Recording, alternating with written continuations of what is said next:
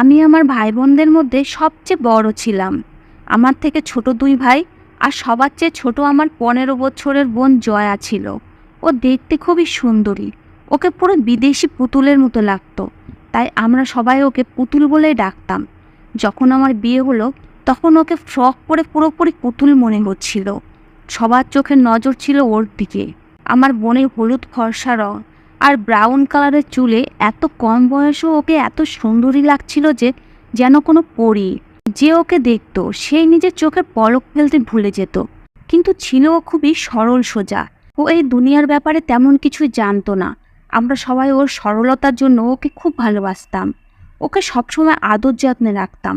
কিন্তু আমার যখন বিয়ে হলো তারপর থেকেই আমার ছোট বোনের উপরে সমস্যার পাহাড় নেমে এসেছিল। আমার বিয়ের মাস ২ পরেই একদিন আমার কাছে মায়ের ফোন এলো। মা বলতে লাগলো জয়া এখন অবধি স্কুল থেকে বাড়িতে ফেরেনি। আমরা ওকে খুঁজেও পাচ্ছি না। সেই সময় সন্ধ্যা হয়ে এসেছিল। তাই এই খবর শোনার সাথে সাথে আমি খুব টেনশনে পড়ে গেছিলাম। এরকম তো আগে কখনো হয়নি। আমার বোন বাড়ির কাছে স্কুলেই পড়তো। ও কোথায় যেতে পারে? এসব ভেবে আমার হৃদয়ে ঝড় উঠল। আমার মা কান্না করে যাচ্ছিল আর আমি ওকে নিয়ে খুব টেনশনে ছিলাম। আমার শ্বশুরবাড়িতে আমার স্বামী ছাড়া আমার এক দেওরও ছিল যে সবেমাত্র কলেজ থেকে ফিরে এসেছিল। আমি আমার শাশুড়িকে এসব কথা জানালে তিনি আমাকে আমার বাবার বাড়িতে যাওয়ার অনুমতি দিয়ে দিলেন। আমি আমার দেওরের সাথে বাইকে করে সেখানে পৌঁছে গেলাম।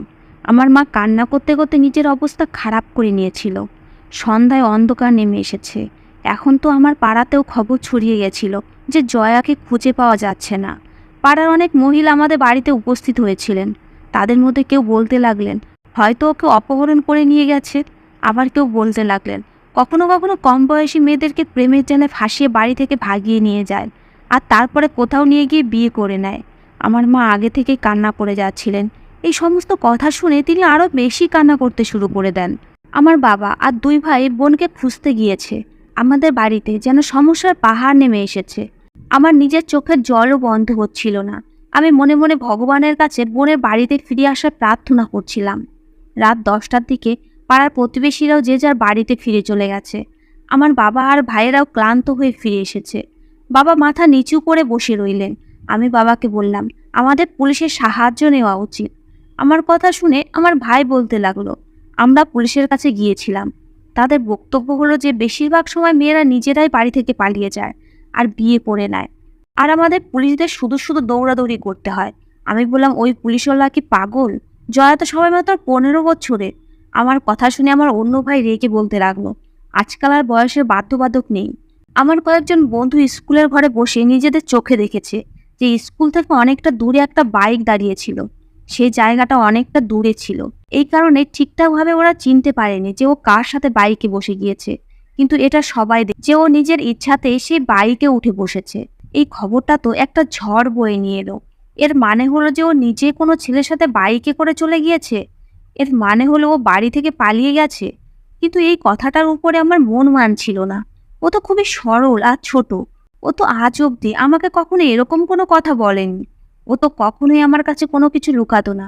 মাত্র ১৫ বছরের একটা বাচ্চা কিভাবে এরকম করতে পারে? সেই রাতটা আমাদের সবারই খুব ভয়ানক কেটেছিল। একটা রাত অনেক হয় একটা মেয়ের বদনামের জন্য। তাতে সে বয়সে যে অবস্থাতে থাকুক না কেন। রাতভর আমার কাছে আমার স্বামীর ফোন আসছিল। ও বলছিল যে অফিস থেকে ফিরেই ওর জ্বর এসেছে, এই কারণে এখানে আসতে পারেনি। কিন্তু ও আমার কাছে বারবার জ্বর খবর জিজ্ঞেস করছিল যে ও বাড়িতে ফিরেছে কিনা। সকাল হলে ও এখানে চলে আসবে। ওর শরীরে খুব জ্বর। তারপরে ও আমার ভাইদের বলছিল যে আমাদের এই রকম হাতের উপরে হাত রেখে বসে থাকা উচিত না, নিজেদের বোনের জন্য চেষ্টা করা উচিত। কিন্তু আমার বাবা আর ভাইয়েরা ওর বন্ধুদের কথা বিশ্বাস করে নিয়েছিল যে আমাদের বোন নিজের ইচ্ছাতেই কারোর সাথে পালিয়ে গেছে। কান্না করতে করতে এখন আমার মায়ের চোখে জলও শুকিয়ে গেছে। যাই হোক, সকালবেলায় আমার স্বামী এখানে চলে এলো। দুপুরবেলা আমাদের গলিতে হঠাৎ চিৎকার চেঁচামেচি শুরু হয়ে গেল। যখন বাইরে বেরিয়ে দেখা হলো তখন আমাদের সবার হুঁশ উড়ে গেল, কেননা জয়া পাগলের মতো অবস্থায় কান্না করতে করতে বাড়ির দিকে হেঁটে আসছিল। আর পাড়ার মহিলারা ওর কাছে বিভিন্ন ধরনের প্রশ্ন জিজ্ঞেস করছিল, কিন্তু ও চুপ ছিল। আমি দৌড়ে নিজের বোনের কাছে গিয়ে ওকে বুকে জড়িয়ে নিলাম। তখন ও হাউমাউ করে কান্না করতে লাগলো। আমি ওকে বাড়ির ভিতরে নিয়ে এলাম। ওকে দেখি আমার বাবা আর ভাইয়েরা রেগে আগুন হয়ে বলতে লাগলো এ আমাদের সম্মানে চিতা জ্বালিয়ে ফিরে এসেছে। এই কারণে আমরা একে কোনো মতেই নিজেদের বাড়িতে থাকতে দেব না। আমার মা কালকে অবধি যে জয়ার জন্য ছটফট করছিল, সেও ওকে দেখে রেগে গেল। আমার বাবা আর ভাইরা বোনকে দেখার সাথে সাথে ওর কাছে এলো আর জিজ্ঞেস করতে লাগলো যে বল সে কে ছিল যার সাথে তুই মোটরসাইকেলে বসে গিয়েছিলি। অদ্ভুত ব্যাপার এটাই যে ও একদম চুপ হয়েছিল, কিছুই বলছিল না। আর ওর চুপ থাকাটা যেন আমার বাবা আর ভাইদের চোখে ওকে অপরাধী বানিয়ে দিচ্ছিল।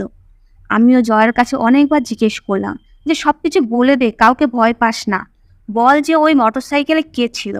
কিন্তু ও আমার প্রশ্ন কোনো জবাবই দিল না, শুধু চুপচাপ চোখের জল ফেলে যাচ্ছিল। আমার বাবা ওর হাত ধরে ওকে বাড়ি থেকে বাইরে ধাক্কা দিয়ে দিল আর ও গলিতে গিয়ে পড়ল। এরপরে আমার বাবা বলতে লাগলো তার সাথে আজকেও এখান থেকে চলে যা, এখন আমাদের বাড়িতে তোর কোনো জায়গা নেই। এটা বলে আমার বাবা ওর মুখের উপরে দরজা বন্ধ করে দিল।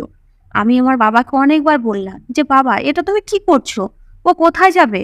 তখন বাবা বলতে লাগলেন আমি একে বাড়িতে রেখে গোটা পৃথিবীর বদনাম নিজের মাথায় নিতে পারবো না, সমাজের লোকজন আমাকে শান্তিতে বাঁচতে দেবে না। তাই ভালো হয় এ যেখান থেকে এসেছে সেখানেই চলে যাক, না হলে মরে যাক। না জানি এই শব্দ আমার বাবা কিভাবে নিজের মুখ থেকে বের করছিলেন। আমি বাবাকে অনেকবার বোঝালাম, ভাইদের কাছে অনেক অনুরোধ করলাম, আমার স্বামীও তাদেরকে অনেক বোঝানোর চেষ্টা করেছে, কিন্তু না আমার বাবা জয়াকে বাড়িতে রাখতে রাজি ছিল, না আমার ভাইকে। কিন্তু আমি নিজের বোনকে এরকম অসহায় অবস্থায় ছাড়তে পারিনি। আমি আমার স্বামীকে বললাম এখন আমাদের বাড়ির লোকেরা রেগে আছে, এই কারণে আমরা জয়াকে আমাদের বাড়িতে নিয়ে যাই। যখন আমার বাবা ভাইদের রাগ ঠান্ডা হয়ে যাবে তখন আবার ওকে এখানে পাঠিয়ে দেব। আমার স্বামী আমার কথায় রাজি হয়ে গেল আর আমি ওকে নিজের সাথে করে নিজের বাড়িতে নিয়ে চলে এলাম। আমার শাশুড়ি সমস্ত ঘটনা জানতেন।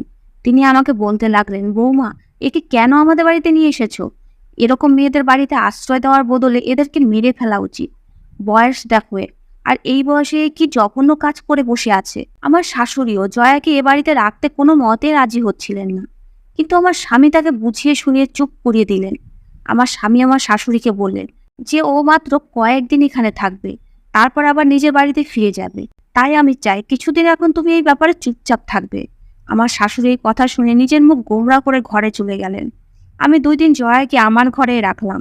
আমার স্বামী ওর ভাইয়ের সঙ্গে থাকলো। আমি জয়াকে জিজ্ঞেস করার অনেক রকম চেষ্টা করে ফেলেছি, কিন্তু ও আমাকে কিছুই বলেনি। না জানি ওর কোন জিনিসটা নিয়ে এত ভয় ছিল, কেন ও সবসময় আতঙ্কে থাকতো। যখন আমি ওর কাছে জিজ্ঞেস করতাম তখনই ও কান্না করতে শুরু করে দিত। ওর ফর্সা রং কালো হয়ে যেত, ও নিজের হাতের মুখ পাকাতে থাকতো, কখনো কখনো নিজেই নিজের চুল টানতে শুরু করতো।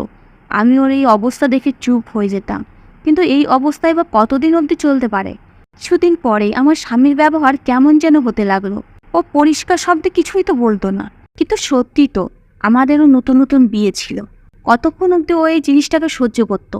আমার সাথে আমার বোন এই ঘরে নিজের ডেরা বানিয়ে নিয়েছিল।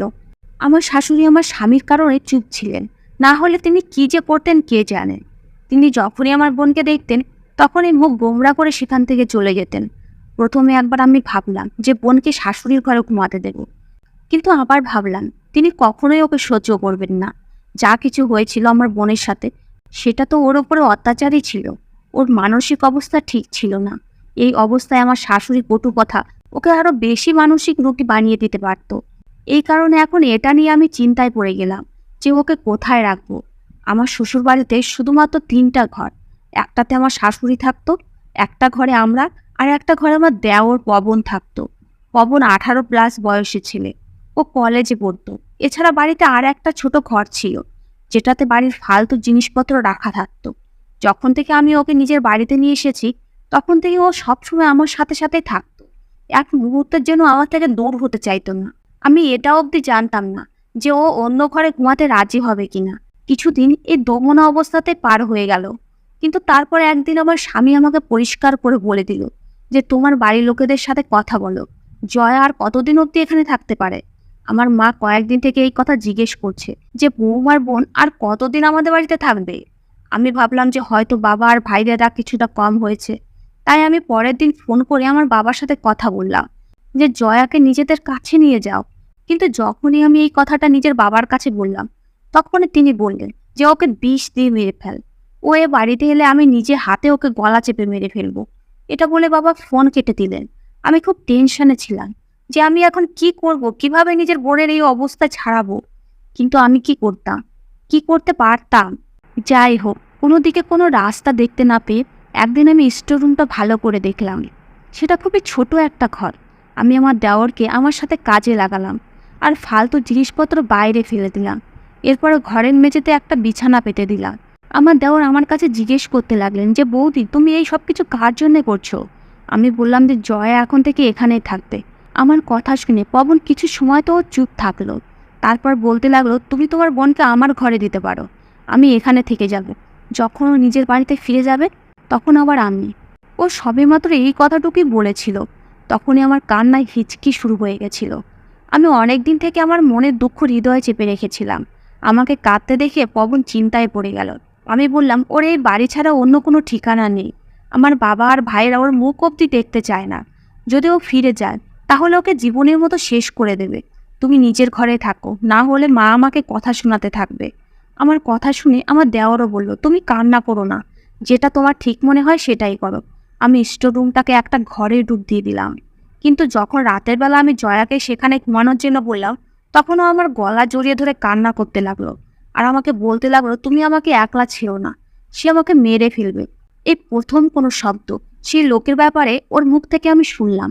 ও কান্না করতে লাগলো আর বলতে লাগলো, সে একদমই ভালো মানুষ নয়, সে আমাকে ছাড়বে না।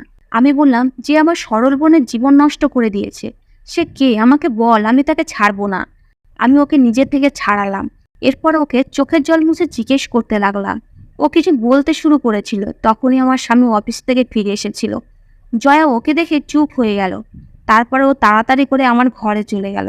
আমার স্বামী আমাকে বলতে লাগলো, তুমি তোমার বাড়ির লোকেদের সাথে কথা বলেছো? আমি ওকে সেই সব কিছুই বলে দিলাম যেটা আমার বাবা আমাকে বলেছিল, আর সঙ্গে এটাও বলে দিলাম যে আজকের পর থেকে ও স্টোর রুমে থাকবে। আমার এই কথাটা শুনে ওর রাগী মুখ কিছুটা নরম ভাব এসে গেছিল। ও বলতে লাগলো, এটা তবুও ঠিক আছে, আমি না হয় এটাকে ঘরের মতো করেই বানিয়ে দেব, এখানে একটা সিঙ্গেল বেড এনে দেবো। ও স্টোর রুমটা দেখতে দেখতে বলল, আমি অনেক কষ্টে জয়াকে স্টোর রুমে ঘুমানোর জন্য রাজি করেছি। আমি ওকে বললাম যে ও যেন নিজের ঘরের দরজা ভিতর থেকে বন্ধ করে রাখে, যতক্ষণ না আমি না বলবো ততক্ষণ অবধি যেন দরজা না খোলে। অনেক কষ্টে ও আমার কথা বুঝেছিল। সেই সময় ও খুব ভয়ে ছিল, কিন্তু আমার কথা মেনে নিল। ও স্টোর রুমে ঢুকে ঘরের দরজা বন্ধ করে নিল আর আমি আমার ঘরে ফিরে এলাম। আজকে আমার স্বামীর মুড খুব ভালো ছিল। ও আমাকে বলতে লাগলো, ও কিছুদিনের মধ্যেই স্টোর রুমকে ঘরের মতো করে সাজিয়ে দেবে। পরের দিন এটাই হলো, রুমটাকে একটা ঘরের মতো করে দেওয়া হলো আর জয়া সেখানে থাকতে লাগলো, কিন্তু থাকতো চুপচাপই। আমার স্বামী যখন বাড়িতে আসতো জয়ার মুখের রং সাদা হয়ে যেত। ও তাড়াতাড়ি করে নিজের ঘরে চলে যেত। ও পবনকে দেখেও তাড়াতাড়ি করে নিজের ঘরে চলে যেত। আমার মনে হতো হয়তো এই দুর্ঘটনা জয়ার মনে সমস্ত পুরুষের জন্য আতঙ্ক তৈরি করে দিয়েছে। কিন্তু একবার যা আমি দেখলাম সেটা দেখে আমি হতভম্ব হয়ে থেকে গেলাম। একদিন আমি সকালে দেরি করে উঠেছিলাম, কেননা ছুটির দিন ছিল। কিন্তু যখন আমি ঘুম থেকে উঠে বাইরে এলাম তখন রান্নাঘরে খুটখাট আওয়াজ শুনতে পেলাম। আমি রান্নাঘরে গিয়ে দেখলাম পবন নাস্তা বানাচ্ছে। জয়াও সেখানে ভীত অবস্থায় এক কোণে দাঁড়িয়েছিল। ও ওর সঙ্গেই কথা বলছিল আর ওকে জিজ্ঞেস করছিল যে তুমি অমলেট খাবে নাকি ডিম সেদ্ধ। পবন জয়ার সঙ্গে খুব মিষ্টি সুরে কথা বলছিল, কিন্তু জয়া খুব ভীত অবস্থায় চুপচাপ হয়ে দাঁড়িয়েছিল। আমাকে দেখে আমার কাছে এসে গেল। পবন ঘুরে আমাকে রান্নাঘরের দরজা দেখে ও হাসতে লাগলো আর বলতে লাগলো, তোমার বোনের খুব খিদে পেয়েছিল, অনেকক্ষণ থেকে ও তোমার ঘরের বাইরে বসেছিল। আমি বললাম যে বৌদি রবিবারে দেরি করে উঠবে। পবন খুব সাধারণভাবে কথা বলছিল, কিন্তু জয়া আমাকে জড়িয়ে ধরে কাঁদছিল। আমি বললাম, পবন তুমি জয়া থেকে দূরেই থাকবে। আমার কথা শুনে ও খুব অবাক হয়ে আমার দিকে তাকালো আর বলতে লাগলো, বৌদি তুমি কি আমার উপরে কোনো সন্দেহ করছো? আমি বললাম, না, কিন্তু মা যদি তোমাকে এইরকম ওর সঙ্গে কথাবার্তা বলতে দেখে নেয় তাহলে আমার বোনের এই বাড়িতে থাকাও বন্ধ হয়ে যাবে। এটা বলে আমি জয়াকে ওর ঘরে নিয়ে এলাম। কিন্তু না জানি কি ব্যাপার ছিল, ও জয়ের সাথে কথা বলা ছাড়েনি। যখনই সুযোগ পেত ওর সাথে এদিকে সেদিকের কথা বলতে শুরু করে দিত। কখনো কখনো বাজার থেকে ওর জন্য চকলেট নিয়ে আসতো। জয়া ওকে দেখেই ভয় পেয়ে নিজের ঘরে চলে যেত। ব্যাপার শুধুমাত্র এইটুকুই ছিল না, একদিন খাবার খাওয়ার সময় যে কথা পবন আমাদের সবাইকে বলল সেটা শুনে আমরা সবাই খেতেই ভুলে গেছিলাম। ও আমার শাশুড়িকে বলতে লাগলো যে ও জয়াকে বিয়ে করতে চায়। এই কথাটাতে বাড়িতে একটা ঝড় উঠে গেল। আমার শাশুড়ি যে এতদিন অবধি আমার স্বামীর কথায় চুপ ছিল, তিনি আজকে ফেটে পড়লেন। বলতে লাগলেন, এখনই এই মেয়েকে বাড়ি থেকে বাইরে বের কর। এই বজ্জাত মেয়ে না জানি কতটুকু বয়সেই কার কার সাথে মুখ কালা করে ফেলেছে। আর এখন এ আমার ছেলের দিকে হাত বাড়িয়েছে। আমার শাশুড়ি রেগে আগুন হয়ে গেছিলেন। আমি তো নিজের শ্বাস নিতেই ভুলে গেছিলাম। পবন কি দরকার ছিল এরকম কথা মুখ থেকে বের করার? হয়তো ও আমার সেই দিনের কথার বদলা নেওয়ার জন্য এই সব কিছু করছিল। ওর হয়তো আমার নিষেধ করা খারাপ লেগেছিল, তাই ও বিয়ের কথা ছেড়ে দিয়েছে। ও জানতো যে এটা শুনে জয়াকে আমার শাশুড়ি ঘাট ধাক্কা দিয়ে ঘর থেকে বের করে দেবে। আমার স্বামী এই কথা শুনে খুব বেশি রেগে গেছিল। আমি বললাম, পবন, তুমি এটা কি ধরনের কথা বলছো? আমি কোনো মতেই এটা হতে দেব না। আমার কথা শুনে বলল, বিয়ে আমি জয়াকেই করব, তাতে তোমরা আমাকে যা কিছুই বলো না কেন। ভালো হয় তোমরা এই কাজটা ঘরের 4 দেওয়ালের মধ্যেই করে ফেলো, না হলে আমি একে নিয়ে যে কোনো সময় মন্দিরে গিয়ে বিয়ে করে নেব। আমার শাশুড়ি এই কথা শুনে পবনের মুখের উপরে থাপ্পড় মেরে দিল আর বলতে লাগলো, কিরকম মুখ চালাতে শিখেছিস তুই? খবরদার আর কোনো কথা উচ্চারণ করবি না। তারপরে যা কিছু পবন বলল সেই কথা শুনে আমাদের সবার হুঁশ উড়ে গেল। কেননা ও বলতে লাগলো, জয়ের সাথে যা কিছু হয়েছিল সেসব আমি করেছিলাম, আমি ওর এই অবস্থার জন্য দায়ী। এই কথা শুনে আমি হতভম্ব হয়ে থেকে গেলাম। আমার শাশুড়িও হতবাক হয়ে ওর দিকে তাকিয়ে রইল। আমার স্বামীও হতবাক হয়ে গেছিল। পবন লজ্জিত ভাব নিয়ে মাথা নিচু করে বলল, আমার ওকে প্রথমবার দেখাতে ভালো লেগে গেছিল, কিন্তু আমি জানতাম যে ওর বয়স এখনো কম, এই কারণে মা কখনোই আমার ওর সাথে বিয়ে দেবে না। আর এমনিতেও মা আমার জন্য নিজের বান্ধবীর মেয়েকে পছন্দ করে রেখেছিল, এই কারণে তিনি কখনোই এই বিয়ের জন্য রাজি হবেন না। এদিকে জয়ের রূপ আর ওর কথা আমার মাথায় ছেয়েছিল। সেই দিন আমার উপরে না জানি কি ভূত চেপেছিল যে আমার মাথায় ওকে ছাড়া কিছুই আসছিল না। এই কারণে সেদিন আমি ওর স্কুল থেকে কিছুটা দূরে বাইক নিয়ে দাঁড়িয়ে রইলাম। যখন ও সেখানে দিয়ে যাচ্ছিল, আমি ওকে মিথ্যা বলেছিলাম যে তোমার দিদির শরীর খুব খারাপ, সে তোমাকে ডাকছে, চলো আমার সাথে। আমার কথা শুনে ও আমার বাইকে উঠে বসে। এরপরে আমি ওকে আমার এক বন্ধুর খালি বাড়িতে নিয়ে গেছিলাম। ওকে ক্লোরোফর্ম দিয়ে অজ্ঞান করে আমি বাড়িতে ফিরে আসি, যাতে আমার উপরে সন্দেহ না হয়। তারপরে সেটাই হলো। কিছু সময় পরে আমি বৌদিকে নিয়ে তার বাবার বাড়িতে চলে গেলাম। কিছু সময় সেখানে থেকে আমি ফিরে আবার ওর কাছে গেলাম। সেই সময় আমার মাথায় ভূত চেপেছিল, তাই সেই সময় আমার এই সরল মেয়েটার উপর একটুও দয়া হয়নি। আমি একে আমার নিশানা বানিয়ে নিয়েছিলাম। ও কান্না করতে থাকলো, আমার কাছে দয়া ভিক্ষা চাইতে লাগলো, কিন্তু আমার উপর তো যেন শয়তান ভর করেছে। আমি ওর অসহায় অবস্থার সুযোগ উঠাতে থাকলাম। তারপর ওকে ভয় দেখালাম, ধমকালাম যে যদি ও আমার নাম নেয় তাহলে ওকে একদম শেষ করে দেব। ও ছোট ছিল, এই কারণে ভয় পেয়ে গেছিল। তারপরে ওকে সেই জায়গাতেই রেখে বাড়িতে চলে এলাম। পরে আমার অনুভূতি হয়েছিল যে যা কিছু আমি করেছি সেটা ভুল ছিল।